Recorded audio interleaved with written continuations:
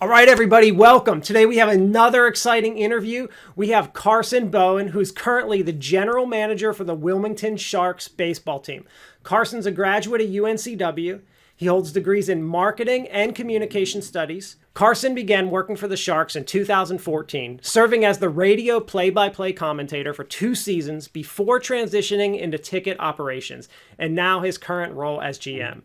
In his first year as general manager, Carson led the organization to be named the Coastal Plain League's Organization of the Year for the first time since 2009. Carson also serves on the board of young professionals for communities and schools of Cape Fear and was named to the inaugural class of Star News and Wilmington Chamber of Commerce's 40 Under 40, as well as Wilmington Business Journal's Top 100. So welcome, Carson. Hey, Ray, thanks for having me. Yeah, no, definitely. I'm really excited to talk to you today. I'm really curious to hear about your organization, what you guys are doing, what you're up to, how you got to where you are. I think this is going to be a really exciting talk. So my first question for you today is, so you work for the Wilmington Sharks. For those unfamiliar with baseball, what are the Wilmington Sharks and what is the Coastal Plain League? Can you tell me about this team and the league? Is it college? Is it semi-pro? Do the players ever go professional? Tell me just a little background information. Sure, yeah. The easiest way that I always explain it, and it's easy for people, if you're a lifelong sports fan, if you have seen baseball on TV, whatever, it's the easiest way to understand it. It's like a college all-star league, basically. So all of the players in our league, they're still in college, and they come to play in leagues like ours in order for scouts to come see them to see how they might perform at the next level. Gotcha. So in college, they use aluminum bats, whereas in the pros, like the guys on TV, the Yankees, the Athletics, Braves, those guys, they use wood bats. Sure. It's a smaller barrel. It's a smaller sweet spot. It's much more difficult to hit the baseball. So, before they get those $1 million contracts, the scouts want to see how they're going to play with a wood bat. So they come play in leagues like ours. They play typically from late May to early August, about 60 games in that time frame. And you just roll it out there and play ball. And, we've had a lot of really good, successful players come through. And, it's really fun to meet all the players and everything, all the stories that they have and, just all these personalities that come in. So it's been a fun ride working with the Sharks these past couple of years. Okay, cool. Are the players paid? Is this a paid thing? No, they're all amateurs. So they all have to have at least 1 year of eligibility remaining, or there's some special contract that guys can sign, like a post-eligibility contract, where they can come play with us after their senior season before they get drafted. So, no, we don't have to pay the players, but it's a really good experience for them to come be seen and play in leagues like ours. It's one of the top leagues in the country. So, players really. It's a difficult league to get into. The competition's really good. So is there like tryouts and all that kind of stuff, or do you guys like scout them out? Yeah, it's mostly scouting. It's a quick turnaround. So pretty much the day their season ends at school, they hop in a car and drive down to Wilmington and start playing ball. They don't have time to go home and kiss our mom on the cheek and do some laundry. It's really like the day their season ends, they come to us. So we don't really have time for tryouts. So our coach this year, Russ Burrows, has been in the league for a number of years, so he knows what it takes to put a team together. And certain general managers and coaches have different relationships, but the way I always do it is, look, coach, this is your team. Put together whatever team you want. I'll give him some direction, like, hey, we want some guys from Wilmington, we want some older guys, some younger guys, because it's a lot more than just putting together 40 guys on a piece of paper and playing ball. You got to put a team together that's going to get along. And I like to have guys from Wilmington because not only is it nice to have that local flair with the team, but also if the guys come in from all over the country, it's like, hey, what are hush puppies? Or, hey, where do I get a good burrito? Those local guys know where to send them out in Wilmington, and it makes their experience with us much better. So then whenever they go back to their schools in Oklahoma, California, Arizona, wherever they're going, they have nothing but good things to say about Wilmington because they had a local tour guide, basically. So, it's a whole mess of stuff that comes together to put together a good experience for our players. So you started with the Sharks in 2014. Were you always a sports guy? Did you always play sports? Were you always interested in sports, or was this a whole new endeavor? Yeah, I grew up playing sports, and funny enough, my journey into sports kind of started around video games. So when I was 12 years old, I played on all-star leagues. You play games during the summer against other all-star teams from other towns and other states. And I can't remember what city we were in, but, we would always play PlayStation baseball games. And my friend Grant Shambly and I were sitting there between games. We were playing, it was like MVP Baseball 2002, and it was actually like a college baseball game. And we were sitting there, and we would always mute the TV, and we would do play-by-play and color. And we ended up having more fun doing that than playing the actual game. And we looked at each other like, man, like people actually do this for a job. We should do this. And we kind of left it at that. And, years later when we're going off to college, he went to Wake Forest to play baseball and study communications. And I go to UNCW not to play baseball, but just to study communications. And the next thing I know, we both have gigs doing play-by-play. And we just, kind of looked back at that moment and said, that was kind of the moment for both of us when we decided that, hey, people actually work in sports and have a good time doing it. So why not us? Yeah, that's pretty cool. That's a cool story. I remember I played baseball, and I played during those Little League All-Stars. I actually grew up right where the Little League World Series takes place in Williamsport, Pennsylvania. So I always got to go to all the Little League games. Always been a huge fan of that. Okay, so when you were in college at UNCW, you helped establish the Sports Business Organization. I saw that on your resume. I was curious, what is that? What role did you have there when you were in college? What were you doing as far as to help get yourself into a job like you are in now? Sure. Whenever my parents dropped me off at school and drove away at 85 miles an hour because they couldn't wait to get me out of the house, the thing they kept saying is get involved on campus, get involved, join clubs, meet people. It's less about the grades you make and more about the hands you shake. Mm-hmm. So it's about the people you meet and the connections you form while you're in college that helps you out down the road. So I was looking around and, hey, I want to work in sports. And I looked around campus, and we don't really have a sports marketing major. There might have been a class here or there, but it wasn't really a club. So paired up with a couple other people from my classes and said, hey, let's start a club. And really in the first couple of years, you're just getting going, don't really have funding. So a lot of it was just finding news articles and, okay, what are these businesses doing to differentiate themselves, or how are they making money? Just kind of getting like-minded people together to talk about it, and, still keep in touch with a lot of those people. So it was a great experience for me, and I don't know if the club is still existing. I hope it is, but it was a really good experience for me while I was in college. That's pretty cool. You were interested in sports. So how did you get into the Sharks? Did you apply for an interview? Were you still in college at the time? Did you intern for them? How did that work? Sure. It was, I want to say my sophomore or junior year at UNCW.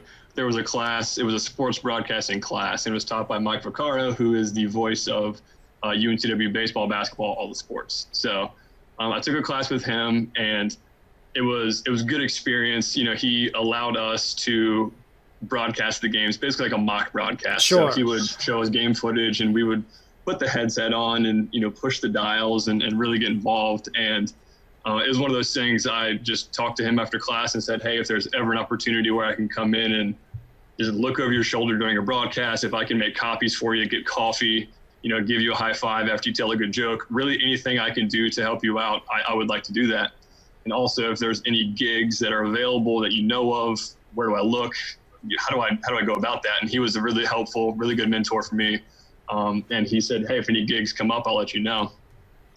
I want to say 2 or 3 days later, he got an email from Pat Hutchins, who was the general manager at the time, saying he was looking for a broadcaster. And he's like, do you know anyone? And then Mike introduced me to Pat. And, I show up, fresh-faced, young, 21-year-old, however old you are, you're a sophomore, show up in a full suit, probably didn't fit very well because my first suit off the rack from Men's Warehouse, and showed up and interviewed and got the job on the spot. And, I was very, very not qualified to have that job, but I think the eagerness that I was showing to learn and to do what it takes to get the job done well, I think that came off well in Pat's eyes. And, I still thank him to this day for giving me that shot, because he shouldn't have given me the job. I mean, wow. That level of motivation, just going out and really, telling a mentor like, hey, I'm willing to do this. I'm willing to stand over your shoulder, get you coffee, whatever. I just want to see how that's done. That makes a huge difference. And just, I always tell my students and other people that motivation is such a large part of being a success. It's not about being able to do it or knowing it. I'm like, that's one small part. I want the person who's going to go out and go that extra mile or really wants it. I mean, it makes a big difference in you. So it probably shows why you were able to get a position that, as you say, you weren't qualified for. I think that makes a big difference. So congratulations congrats there. That's awesome. I love hearing stories like that. That's great to hear. It was awesome. And, my first day after the interview, we were probably 2 weeks from opening day at that point, and there was a lot of renovations being done to the ballpark right then. And, there was no backstop on the field. We were 2 weeks away from opening day. So, it was my first really time seeing the field at all. I'd never been to a game before, but I just didn't really wrap my mind around the craziness that was going to go on the next couple of weeks to get ready for opening day. And, go up into the office and was going to help out with a couple things here and there. He just asked me to hang out for the rest of the day and help. I was like, sure, I'm here for an experience. Let's do it. So there was another guy sitting up in the office, Frosty, who was a consultant with a firm helping develop the renovations of the field. He's like, hey, kid, you've ever written a press release before? We need one on the new concession menu, the new coach, these players, boom, boom, and gave me like a list of 7. He's like, you know how to write a press release, right? I'm like, yes, sir, absolutely. So cool, get to work.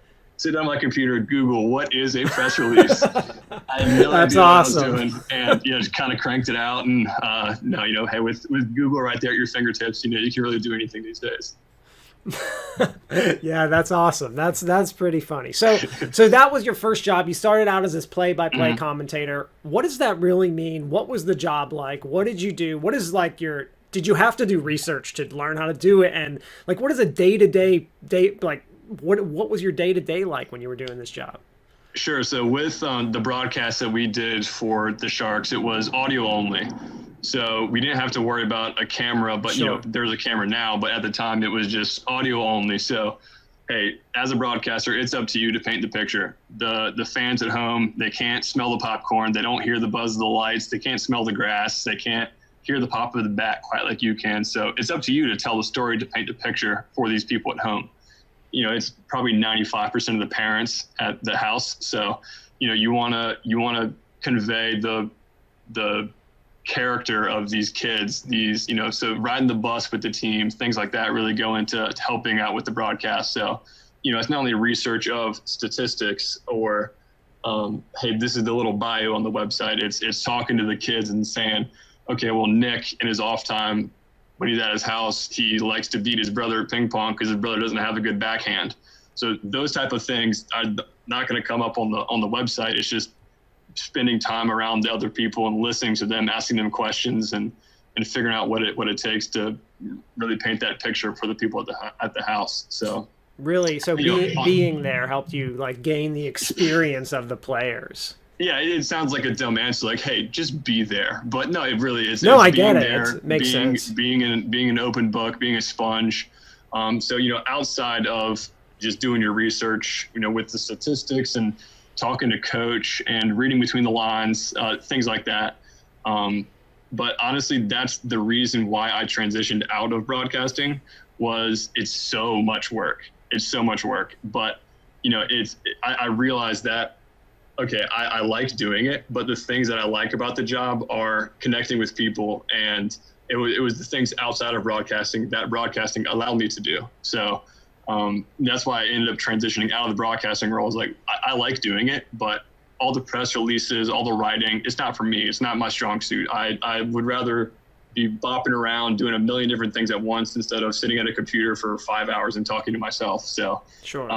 No, it was, like I said, it was an awesome opportunity. I'm glad I had that opportunity and that experience because in my current role, I help oversee the broadcast. So knowing what it takes to sit in that chair, I need to be able to provide the resources to him for him to be successful at his job. So instead of just me guessing what it's like to do his job, I can actually speak with experience as to what it's like to be there. Awesome. So let's transition into that. Let's get into your general manager position. So, after a few years, you transferred to ticket operations and then a general manager. It sounds like from your experience in production, you actually figured out what you liked and didn't like, learned the organization. So that's a great thing to do. A lot of people get their, a job and figure out from there, well, what is it that I really want to do? And it sounds like you're transitioning into that. So first of all, what does it mean? What is a general manager? What does that even mean? What do you do? I think the title general manager is such a great title for the job because you just generally manage things. You help spin all the plates, you herd the cats, you do a little bit of this and a little bit of that, and you really help. The way I look at it is I exist to empower the people that work alongside me to do their jobs really well. So it's up to me to, talk to them about their performance. Okay, what are the things that you need to be better? Is it a brochure? Cool, we'll get you a brochure. Is it, do you need more training with this tool or that tool? Cool, we'll get you that. Because honestly, like it's a lot of work to be done, and the strength of the organization comes down to the strength of the people. So if you have good people around you, good people that are excited about their jobs and good at their jobs, then you want to put them, okay, what are they good at? And then make them do that all day, every day. Because if they're doing things they don't want to do, then they're not fired up to do it. Then they're dragging when they get to the office and they're not excited. They're passing out business cards. Okay, call me if you want to. It doesn't do anything for anyone. So, our whole brand is let's have fun. Let's get after it. Let's do some good things. So if you have people around you that can do that, then, do everything you can to keep them happy and to keep them empowered and going forward. So, it's a little bit of everything. It's awesome. I get to taste test hot dogs in the off season. I get to, get my hands dirty in some spreadsheets. I get to do a little bit of everything. And, I think my favorite part of the job is, just talking. There's so many people that want to work in sports, and they don't know what that looks like. Sure. I was that kid not too long ago. I want to work in sports. I don't know what that looks like, but I just want to do it. And there's tons of those kids. They're excited. Every single year there's a new energy in the office. It's all these kids that are excited. They have all these new ideas, and we encourage that. Hey, there's no idea. It's too crazy. Let's go for it. So yeah, it's I could go on all day about why my job is really exciting, why I like it. So I don't want to lose any of your viewers while we do that. So. But your job is really to make sure that everything is functioning correctly. All the broadcasting is functioning correctly. All the other departments are functioning. You make sure they're happy, they have what they need. So your performance is measured based on the broadcasting being a success, the other department being a success, the other department being, if they're all successful, that means you've done your job. Yes, exactly. And it's you're not going to know everything. And sure. I still don't know everything. And I think that's a really key part of what we do is, look, if someone asks you a question, if you don't know how to respond to it, just say, I don't know, and I'll get back to you. It's really easy to do that. I'd rather you do that than talk out of the side of your neck and give someone the wrong response, because, it's more important to be right than it is to be quick and wrong. So, yeah, I'm still learning. I'm still forging along, and, always hungry, always curious. So, no, I think that's kind of what it takes is just to, hey, just understand that you don't know it all and accept that. And that's just it's a nature of life. It's we're all out here trying to do our best. So it sounds like you've continued to move up in the organization rather than laterally. You've moved up, you've progressed in your career. What is the ultimate goal? Like, where do you see yourself? Where would you, if I could ask you, where do you want to be in 10 years? But I don't necessarily like that question. I feel like it's always generic. But like, what are the possibilities for you, like as far as progression? Yeah, if it's in sports, then of course I want to keep doing something. I'm sure there's a title for it. I'm sure there's a role. I don't know exactly what that is, but something where I can still be involved with the community, something where I can meet tons of people, something where I can, still be involved with a lot of different things. I think when it all boils down to is what we do is we just want to use baseball as a platform to enhance the quality of life in the area. So, that's reading programs, that's food drives, that's having our players go give high fives before tests. It's stuff like that. It's using the game of baseball to make people feel good. So I think the fan experience for us is the most important part. So anything that I can do to make people feel welcome, to make them feel like they have a good time, make them feel like they're cared for, anything like that. So if it's in sports, then it's fan experience. If it's outside of that, something in hospitality, I think would suit me well and really, I guess light my soul on fire or whatever these kids say these days. So, I've got a very people-pleasing nature, I guess, almost to a fault, where I want people to like me. I want people to like the things I'm associated with. So if I sent you a playlist of music and you didn't like it, I would take it personally, right? Because that's an extension of me. So, really anything that I can get involved with where I'm making people's experience better, then that's what I want to do. So, in sports, I think it would something come down to like the fan experience and things. Now, sports is a really, really big industry. And I growing up, I knew a lot of people that wanted to get into it. Some couldn't, and some were successful at it. So, and as you've already mentioned, you guys have a lot of new blood coming in each year as interns and all this stuff coming in and learning. What do you tell them? Like, if I came to you as a 18-year-old kid and said, look, do I go to college? What do I need to do to get to where you are or become successful in this industry? Obviously not as a player, but in the background doing all the other stuff. Yeah, for me, I wish it was an easy answer. It's a mix of timing, good luck, dumb luck, and just kind of being in the right place at the right time. But to pass advice along to someone else, I would say show up ready and eager to learn. The first job you take is never going to be the perfect job. If it is, hey, good for you. Congrats, you found it. Because it just doesn't happen. So, show up willing and eager, just find the things about that role that you like. And if you're not doing the things you like, ask your supervisor, boss, whoever hired you, hey, what are the things I can do to be doing these 2 or 3 things? Show initiative. Hey, even if you're not, even if it's not assigned to you, ask for more responsibility, take it on. Just find more ways to get involved, because that's how you learn more about what you want to do later on in your career. So, and that's why I like the organization size that we have, is because we're big enough to where you don't have to do every single thing yourself, but we're small enough to where everyone's got a seat at the table. Everyone's opinions matter. And, everyone has an opportunity to find the things that they want to do. So, it's a good mix. And while kids are interviewing, it's not just they interview you, you need to interview them as well, because you're going to be spending a lot of your time at this place. So you want to make sure you like the person you're interviewing with, ask if you can meet the team. Hey, is there anyone else here that I'll be working alongside that I can meet? And plus you talk to them and say, hey, I really like this place. What do you think? And they're like, man, they treat us like crap. Do not work here. They might say that to you. They might. So, it's really important to get to know the place that you're going to be applying to, the place that you're going to be working at, because, like I said, you're going to be spending a lot of time there. So you want to make sure that you're not signing yourself up for something that's going to be a real stinker.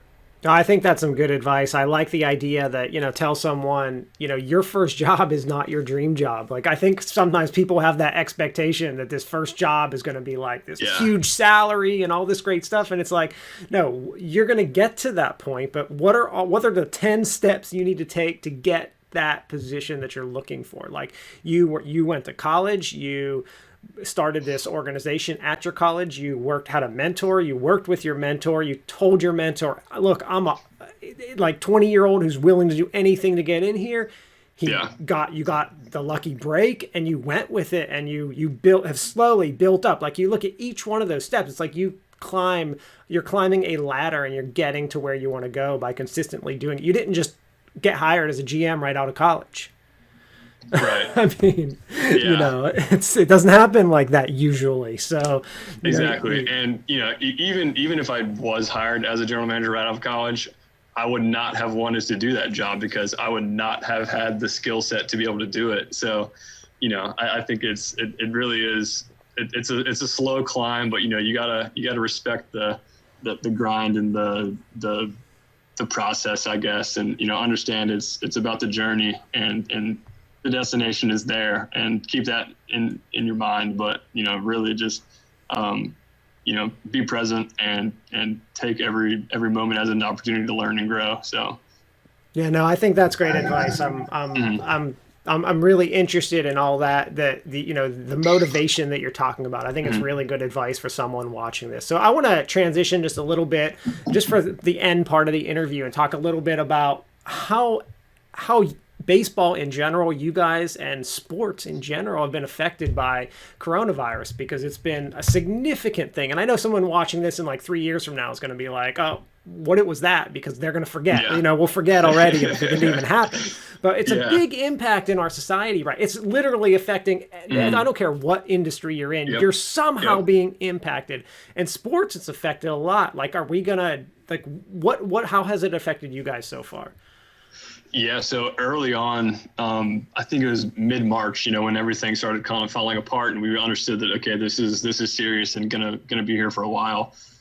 It was, the number I saw was like $12 billion of lost revenue from, you know, sporting events, entertainment, concerts, theater, things like that. And that's a huge number. You can't really wrap your mind around that. So, you know, for us on a local level, you know, we were doing everything we could to get ready to play. You know, we were having conversations with the local health officials at the city and the county. They were super, super helpful. They didn't tell us we had rocks in our head for trying to do it. They were very, very helpful with, okay, these are the procedures you need to go through. This is what needs to be done. And we had a really good game plan together. And the timing of this was just very, very unfortunate for us, because we pushed our season back to give ourselves a fighting chance. Okay, instead of canceling our season in March when it's supposed to start in May, let's just push it back. That way we can wrap our arms around it, because we were talking about earlier. I mean, it changes every minute, every hour, every day. Yeah. So, you know, there's really no reason to cancel the season in March or April. So by pushing it back, we gave ourselves a fighting chance to do it. And we had targeted July 1st as our opening day. And we had a new schedule put together. We called all of our big groups, our big picnics, saying, hey, we're moving your date, boom, boom, boom. We got it all set up. And then I think it was 8 days before the season was going to start, we had all the players come into town. They all brought their negative results with them. Cool, we're good to go. Give them a hat. Let's play ball tomorrow. So the first day of practice was 4 hours. The team looked fantastic. And like our team this year was looking better than we looked at any point last year. And if you saw us play last year, you would applaud that, because we were just not very good last year. So, yeah, we had one practice for 4 hours. And then the next day was the announcement of Governor Cooper saying North Carolina, we're staying in phase 2, meaning that the mass gatherings are limited at 25. So, you know, it was indicative to us that, okay, the public health situation isn't improving here in the state. So we can't, in good conscience, have these kids from all over the country living in an unsafe health environment. So, you know, we had to send them home. And it was just really unfortunate, because some kids drove from 14 hours away just to get here. But, you know, from the beginning, we were very upfront and transparent with all these players and all these parents. Like, look, it could very well happen where we play 3 games and then we have to send you home. Sure. You might have to turn around while you're on the way here and turn around and go home. So just kind of be prepared for that. So if you're planning vacations, or if you're booking flights, get the freaking insurance, man. You know, we might have to pull the plug. So, you know, it was tough. And, you know, the immediate fallout from it was, okay, can we find somewhere for these guys to play? Can we make sure that they are safe to turn around and go back home? You know, if they want to hang out at the beach for a week, go for it. But, you know, hey, as far as we look at it, you know, you got to get out of here as soon as you can. So, and plus, you know, there's all these, you know, our staff goes from 4 full-time in the off season to close to 100 during the season with all the part-time employees. So my first priority was, okay, can we find some more work for all these people that were depending on this income? So, you know, I had to get a little creative to find some solutions for some interns and for some staff, but everyone that wanted to get placed, we helped them get placed. So, you know, the immediate fallout was pretty crazy, and you scrambled a little bit, but, you know, we all kind of saw it coming. So we had ourselves set up to be able to do it. And it really took me probably 2 weeks to wrap my mind around, what does this mean for the Sharks? What does this mean for Carson? Because this has been my life, for better or for worse, for the last 6, 7, 8 years. So, you know, I'm actually sitting here in the Outer Banks, and this is the first time I've been anywhere outside of Wilmington during the summer since my sophomore year of college. So, you know, it's a strange world, and it's affecting everyone. And, you know, the people that are operating now in sports, it's different. You know, everyone relies on having those live sports, and having those couple thousand people in the stands every night. So teams have had to get creative with ways to bring money in, right? Some teams are doing drive-in movies where they park cars on the field and show movies. Some people have been doing, you know, like white tie or black tie dining on the field, where they bring out nice tables and tablecloths, and then they have a little platter and they pull it off. It's a little hot dog. So it's ways to keep your brand alive without the actual baseball component of it. So, that side of things has been it's been interesting to watch, because everyone's anticipating we're going to bounce out of this by next year, right? So it's not going to go back from, okay, you can have 25 people to having 7,000 people in a year. So there's still going to be some social distancing components, I would imagine. So, that's trickling down to, if you're building a new ballpark, do you need to change some things to allow for that? The signage, it's just kind of every little crevice. This coronavirus is just sneaking its way in there and just changing everything. So, it's been crazy, and we had a really good chance to play baseball this year, and it would have been cool. It would have been another feather in the cap to say, during the zombie apocalypse, we found a way to play baseball. We figured it out, yeah. Yeah. So, some teams are able to do it, and, they're doing it very well, and I'm cheering for them and glad that they're able to play ball right now. So having said that, what are some of your predictions for fall sports? Do you think that, it sounds like we're probably really not going to be able to successfully have lots of fans in audiences for college or professional leagues. Right. Do you think that we're going to do like fanless events where people watch them on TV, pay-per-view, internet, that kind of thing? Do you think that's a good step right now until we develop a vaccine for this, or whatever it goes away kind of thing? Yeah, absolutely. I think at this point it's beg, borrow, steal, scratch, claw, whatever you have to do to get at least some sort of revenue coming in is going to be helpful for any team. And of course it's going to be different. Like I would pay monthly to watch the Atlanta Braves play on TV, but I would not pay monthly to watch the Wilmington Sharks play on TV, right? Because the value of coming to a Sharks game is, hey, I've got a Pepsi, and hey, I can high five my neighbor, and I can eat popcorn. And It's the experience of being at a ball game. Whereas, sitting and watching it on your TV at your house is not quite as exciting. So, it's the things that people are going to do to get creative. Like there's what a lot of baseball teams are doing right now is for pick a number, $50, $500, whatever it is. You take a picture of yourself and you send it in to the team, and they'll cut it out and they'll put it in a chair for you, right? So it's like you're at the stadium, and you can. I think if your cutout gets hit by the baseball, then the team will sign it and they'll send it to you. So it's just little things like that keep the fans engaged, keep the fans involved. But outside of that, a couple years ago at the what are they called? The Warriors, Golden State Warriors. They play at Oculus Arena, so they have all sorts of technology at their fingertips that they can use, and some of that is you can sit courtside and watch the game, as long as you have one of the VR sets. Sure, yeah. It's like you're there. You can hear the players chatter. You can hear the squeak of the sneakers. It's insane. So that technology exists, and I'm sure that a lot of these teams are going to start utilizing that type of stuff. And yeah, I'm kind of familiar with the technology. Yeah, see, exactly. I strapped one of those things on at like an H.H. Gregg 4 years ago. I was like, oh my goodness, what does this mean? It's really, really crazy. It's really, really cool. And, the applications of that technology are just going to skyrocket in the next couple of years. Yeah, that's really exciting. That's an interesting thing to hear. I think that I definitely agree with you. I think there's a lot of things that can be done with that. So my prediction as sports beyond this fall, I think that my prediction is we are going to have a cure, vaccine, drug for this by the end of the year. People are stir crazy, and I think that when that happens, I think that, I know you mentioned next year may not be as big. My prediction is that next year is huge because people want to get out and do all the stuff that they have not been able to do this year.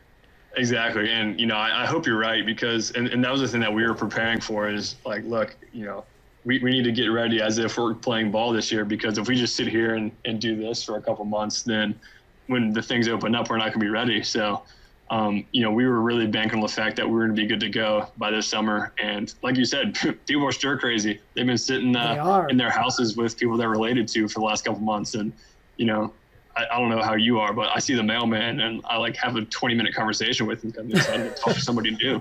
So, I really think, if we do have a vaccine and things can return to normal, it's going to be like Christmas for a couple months. Just people are excited to go out and do things. So, yeah, I'm really looking forward to that day. So, yeah, I guess I hope you have the crystal ball that I don't, and you have some good answers for us. Positive vibes exactly.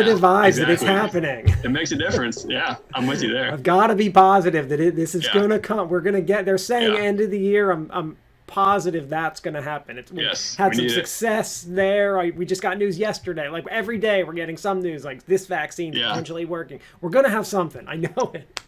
Yeah, and it's not only like the entertainment options. I see you got the Steely over there, so I imagine you're a music fan as well. But absolutely, it's live shows, it's everything. Sports, it's everything. It's sharing a thing of salsa at a Mexican restaurant. Everything. You can't do that now. Can't even barely go to a restaurant. You want to sit outside. You got to be distanced. It's just you got to wear a mask when you talk to your waiter. It's not the same. We're dealing with it where everyone's trying to do the best they can, but it's. Yeah, it's the little tiny weird things that I miss, just like an interaction with someone at a grocery store where like you both kind of see something crazy and you kind of look at each other and like make a face. Like it's hard to do that with the mask on. And like it's just like little weird stuff like that I miss the most. It is weird. It is strange. Yeah. All right, we're going off track a little bit. So I want to bring us back, and I want to thank you. Those are my questions. I think it's been really interesting. I personally will admit, like I don't know much about like how a baseball organization is set. I've heard the term general manager from TV or movies, but like I don't really think about what that is. But I was very curious because, it's something that I'm just interested in what people do, what their careers are, how they got there, like what positioned them to get to that point, because it's really fascinating to hear everyone's story. And that's what I'm trying to do. I'm trying to get everyone's story just to hear how they got there, because I think it's beneficial. I think it's like a time capsule. I think it's just fascinating to learn about. I love learning and just hearing about how someone did something. I think it's just so interesting. So I want to thank you a lot for spending the time today to talk a little bit. Of course. No, thanks for having me. It was an awesome conversation, and looking forward to some more of them. Thanks, Ray. All right. Thank you very much.